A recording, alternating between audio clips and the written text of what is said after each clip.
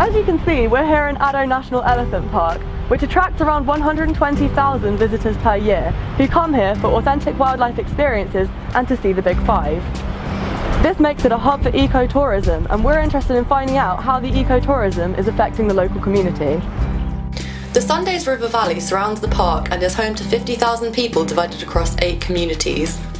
Addo funds the Mayabuya Ndlovu Development Trust, which is a 10% shareholder in the park's gift shop and one of its lodges.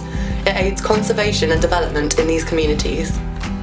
Programs run by the trust include computer literacy classes, driving lessons for teachers, business training for school principals, and sports initiatives with visiting talent scouts. We visited Langbos Creche, another trust-funded project, to see firsthand the impact that some of this funding is having.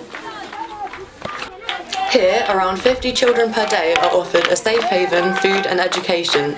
These children are often from poverty-stricken or abusive homes, and on visiting it was apparent that the creche had become the heart of the community.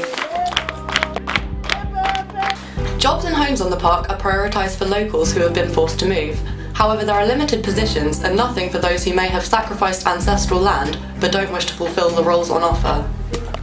The Trust has a minibus to take residents to the park for free, and they receive 3-day passes on National Parks Week.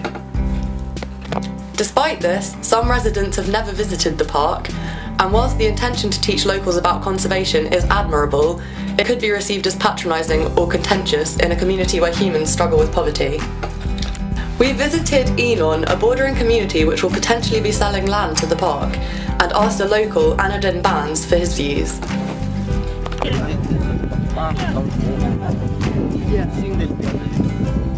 Without it, we lose our dignity. You know, we have land. Land gives you dignity. So if you lose land, you actually lose your dignity. You know? He feels they would benefit more from being provided the necessary infrastructure and education to manage their own land in a sustainable and wildlife-friendly way. He expresses concern that if the park buys their land, it will be fenced off and infrastructure will be created inside the fence but not on the community's side. We will see it should be broadened.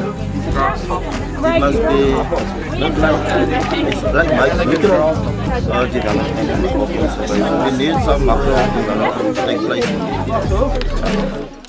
Addo is the only park in South Africa with a trust scheme and represents a pioneering effort to mitigate the negative effects on local communities. It sets an example for other parks which struggle with ongoing community conflicts. Wildlife here is threatened by human desperation, so ecotourism should contribute to local amenities and development in order to aid conservation. While attitudes in local communities around Addo are still varied, the benefits they reap from the tourism are clear to see.